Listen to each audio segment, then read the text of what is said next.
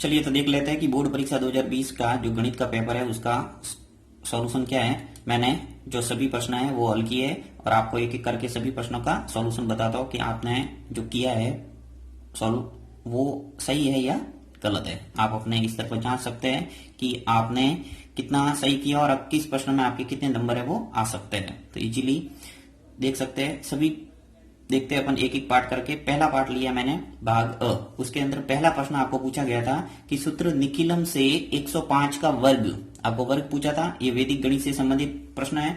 इसके अंदर सीधा सा सूत्र लगाना था आपको, संख्या प्लस विचलन ऑब्लिक विचलन की घात 2। ये मैंने अच्छे ढंग से आपको करवाए हुए, प्रैक्टिस बहुत करवाई थी इसकी मैंने।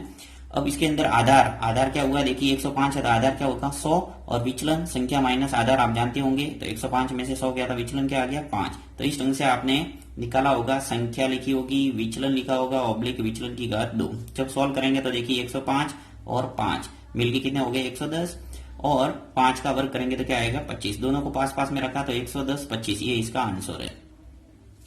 नेक्स्ट देखते हैं दूसरा प्रश्न। दूसरे प्रश्न के अंदर देखिए आपके, ये भी वैदिक गणित से संबंधित है। इसके अंदर देखिए क्या है कि 2x प्लस 2 बराबर 7x प्लस 2। तो यहाँ पे स्पष्ट नजर आ रहा है आपका कि ब्रैकेट के अंदर जो पद है वो समान है, यानी x प्लस 2 x प्लस 2। तो मैंने बताया हुआ है कि दोनों साइड में यदि समान समान पद है तो उसको सीधे 0 के बराबर करना है और सीधा आंसर आएगा। तो यहाँ के लिखना पड़ेगा कि प्रत्येक पद में x प्लस 2 एक उभयनिष्ठ गुणनखंड है। तो x प्लस 2 उभयनिष्ठ गुणनखंड हुआ तो इसको 0 के बराबर कर दिया। तो प्लस 2 है वो पक्षांतर होके राइट हैंड साइड में चला गया तो क्या हो गया माइनस का 2। इस ढंग से x बराबर -2 इसका आंसर। नेक्स्ट तीसरा प्रश्न जो है वो आपके एचसीएफ और एलसीएम से संबंधित है और बहुत ही इजी प्रश्न है ये भी, कि दो संख्याओं का आपको गुणनफल है वो दे रखा है प्रश्न के अंदर और आपको एचसीएफ दे रखा है, पूछा गया था एलसीएम। तो आपको यहाँ सूत्र लगाना है। मैंने बताया हुआ है कि प्रथम संख्या इंटू द्वितीय संख्या बराबर एचसीएफ इंटू एलसीएम, ये भी बताया था। और ये भी बताया था कि दो संख्याओं का गुणनफल बराबर होता है एचसीएफ इंटू एलसीएम। तो दो संख्याओं का जो गुणनफल है वो आपको पहले से दे रखी है कि 12,960, ये आपको गुणनफल दे रखा है। एचसीएफ आपको दे रखा है 18, तो एलसीएम ऐसा का ऐसा लिख दिया। अब इसको सॉल्व करेंगे तो 18 है वो 12,960 के नीचे आ जाएगा, बराबर एलसीएम आ गया। मैंने यह करके एलसीएम आगे लिखा है। तो एलसीएम जब 12,960 के अंदर 18 का भाग दोगे तो आपके आ जाएगा 720। तो इस ढंग से एलसीएम निकाल सकते हैं। ये भी मैंने कई बार बताया कि ऐसा प्रश्न आता है और इंपोर्टेंट छटवाया भी था आपको। नेक्स्ट चौथा प्रश्न।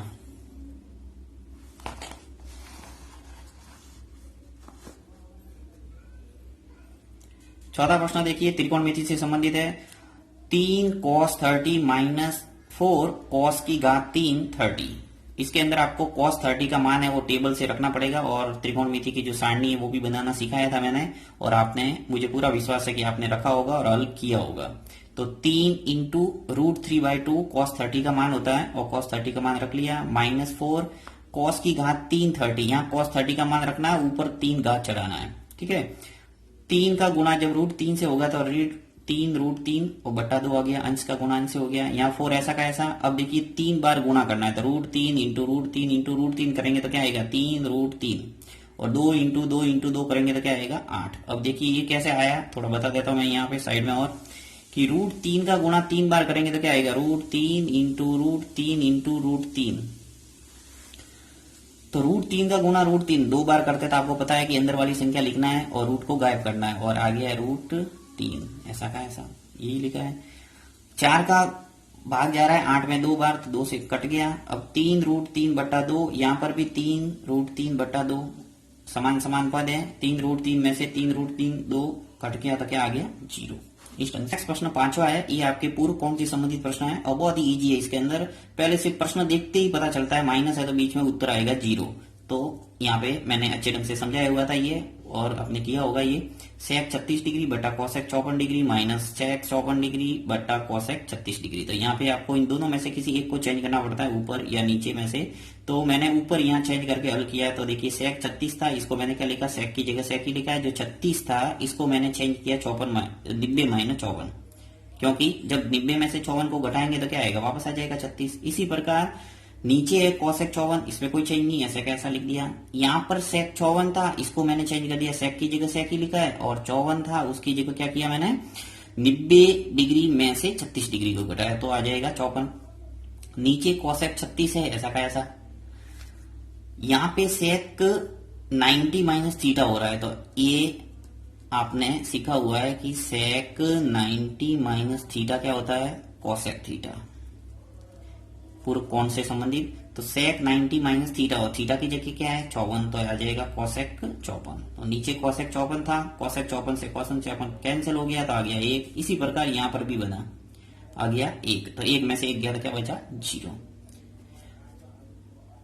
नेक्स्ट बिंदु पद से प्रश्न बहुत ही इजी, 1 नंबर बिल्कुल फ्री का मिला है, ऐसे समझ लो आप कि त्रिभुजों की शीर्षों से समदूरस्थ बिंदु का बिंदु पद क्या कहलाता है, ये आपको पूछा है। तो त्रिभुजों की जो शीर्ष होते हैं उनसे समदूरस्थ जो बिंदु होता है उसको बोला जाता है परिकेंद्र। बस इतना सा लिखना था आपको, परिकेंद्र। और अपन जब रचना करते हैं तो उसके अंदर आपके परिकेंद्र बनता भी है, आपने अच्छे ढंग से इसको समझा हुआ है। नेक्स्ट 7 प्रश्न ये आपके दे रखा है कि किसी बाह्य बिंदु से वृत्त पर एक स्पर्श रेखा की लंबाई पूछा है। तो यहाँ पे मैंने चित्र बनाया हुआ है, देखिए एक वृत्त है जिसका केंद्र O है, और O से एक बिंदु P बाहर लिया और बाहर से एक स्पर्श रेखा खींची है मैंने PQ। यहाँ पे O से लगाकर P तक जो दूरी दे रखी है, यानी केंद्र से बाह्य बिंदु की दूरी है वो 13 सेंटीमीटर और त्रिज्या दे रखी थी 5 सेंटीमीटर। तो पाइथागोरस प्रमेय या फिर बोधायन प्रमेय कोई भी आप लिख सकते थे, वहां पे लिख के आपको यहाँ पाइथागोरस प्रमेय लगाना था। और जैसा कि आपको पता है कि यहाँ पे स्पर्श बिंदु से हमेशा 90 डिग्री का कोण बनता है, और 90 डिग्री के सामने वाली जो भुजा होती है वो क्या होती है, कर्ण। इसके अंदर जैसा चित्र बनाया वैसा लग रहा है ऐसा जैसे ये कर्ण है, परंतु ये कर्ण नहीं है, कर्ण क्या है ये। अब देखिए यहाँ पे OP स्क्वायर बराबर OPQ square plus OQ square, ये पाइथागोरस प्रमेय से लिख दिया। कर्ण स्क्वायर बराबर लंब स्क्वायर प्लस आधार स्क्वायर, कोई भी लंब आधार मान सकते हैं। तो 13 का वर्ग हो गया कर्ण स्क्वायर बराबर PQ आधार स्क्वायर प्लस लंब स्क्वायर यानी कि 5 का वर्ग। तो 13 का वर्ग करेंगे तो 169, PQ स्क्वायर ऐसा कैसा, 5 का वर्ग करेंगे तो 25। 169 लेस देन 25 यानी 25 पक्षांतर हो गया, और PQ का स्क्वायर। तो 169 में से 25 किया तो 144 और PQ स्क्वायर आगे लिख दिया मैंने या करके PQ स्क्वायर को, और 144 को पीछे भेज दिया। अब PQ बराबर क्या आ जाएगा, घात हटेगी 2 तो क्या आ जाएगा रूट ऑफ 144, यानी कि PQ का मान है वो क्या आ गया 12 सेंटीमीटर। ये आपके आंसर आ जाएगा स्पर्श रेखा की लंबाई। नेक्स्ट है 8वां प्रश्न, ये प्रायिकता से संबंधित बहुत ही इजी प्रश्न पूछ लिया है कि पासे को फेंकने पर 4 से छोटा अंक प्राप्त करने की प्रायिकता ज्ञात कीजिए। तो आपको करना कैसे था, पासे पर कुल अंक या पासे पर कुल संभावित अंक कुछ भी लिख सकते थे, 1 2 3 4 5 6 अंक होते हैं आपको पता है।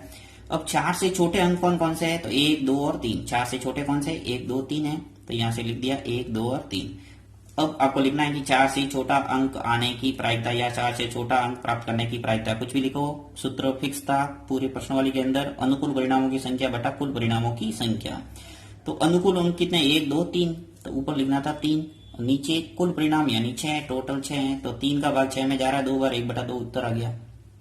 नेक्स्ट सड़क सुरक्षा से संबंधित बहुत ही सिंपल प्रश्न पूछ लिया। PUC का पूरा नाम मैंने बताया भी था ये कि PUC का पूरा नाम होता है प्रदूषण नियंत्रित प्रमाण पत्र, या फिर इंग्लिश में लिखो तो पॉल्यूशन अंडर कंट्रोल सर्टिफिकेट।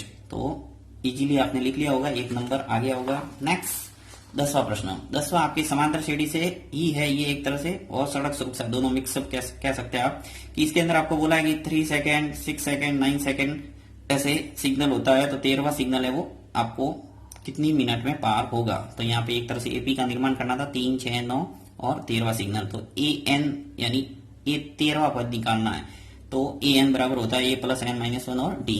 तो A का मान 3 लिख लिया, प्रथम पद N की जगह 13 आ गया -1 और D की जगह कितना है 3। सॉल्व किया तो क्या आ गया 39 मिनट।